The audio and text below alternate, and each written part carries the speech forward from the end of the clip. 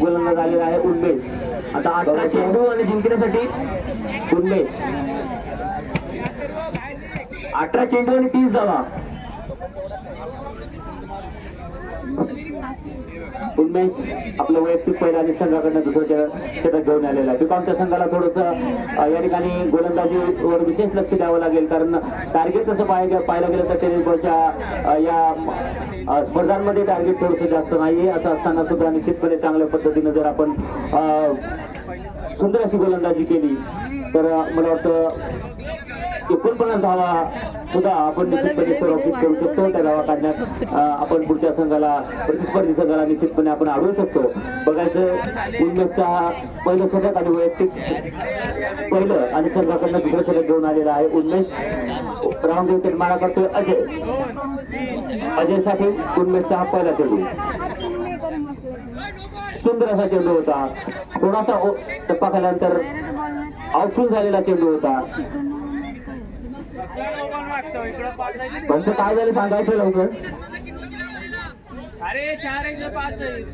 तीन क्षेत्ररक्षक ऑन साईडच्या दिशेनं आहेत. बरोबर आहे. पंच बेड डिलिव्हरी आहे ना. बरोबर आहे ना.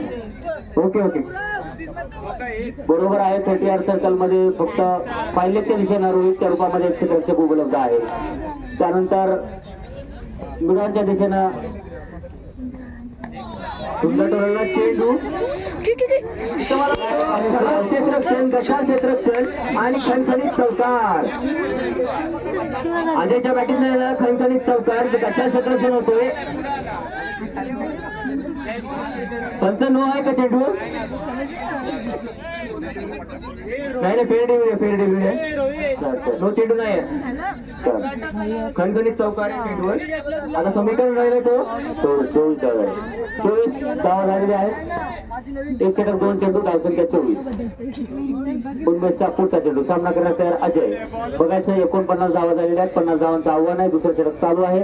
30 सर्कलची क्षेत्ररक्षण या ठिकाणी विस्तारित झालेला आहे. मिडांच्या दिशेनं आहे तो म्हणजे 16 चेंडू 24 धाव्याची गरज.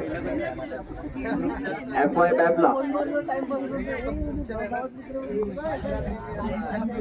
हा चेंडू जास्तीत जास्तच बाहेरचा चेंडू होता. फलंदाज अतिरिक्त इशारा करतोय पण तो या ठिकाणी पंचांनी फेटाळलेला आहे. निर्धाव चेंडू केलेला आहे. त्याचबरोबर या निर्धाव चेंडूच्या समाप्तीनंतर 3 चेंडू, एक षटक 3 चेंडू, धावसंख्या झाली 24 धावा. अतिशय रोमांचक असा हा सामना या ठिकाणी होण्याची शक्यता आहे. दोन्ही संघ एकदम तुल्यबळ असे संघ आहेत.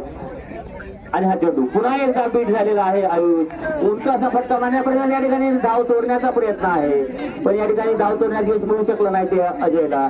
या ठिकाणी चांगल्या पद्धतीने गोलंदाजी करतोय. चांगल्या पद्धतीने गोलंदाजी करतोय. राऊंड विकेट मारा करतोय. सुंदर अशी गोलंदाजी उन्मेषच्या रूपामध्ये या ठिकाणी पाहायला मिळते. 2 चेंडू बीट करणं खऱ्या अर्थाने क्रिकेटच्या मॅच मध्ये अतिशय अवघड असतं. सामन्यामध्ये अतिशय अवघड असतं.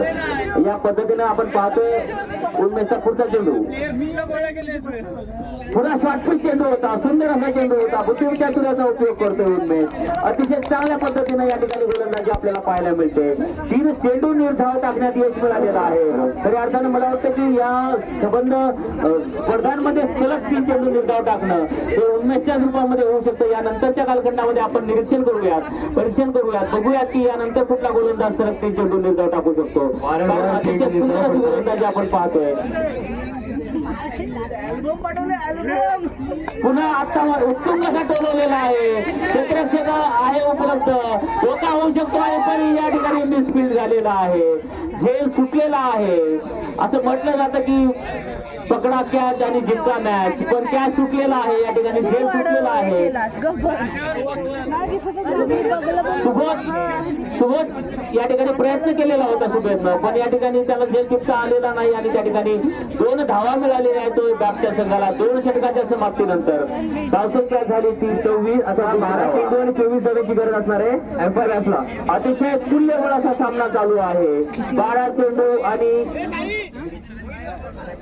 दुसऱ्या षटकामध्ये स्वयंला स्ट्राईक मिळाली नाही. 24 धावा. तिसऱ्या षटका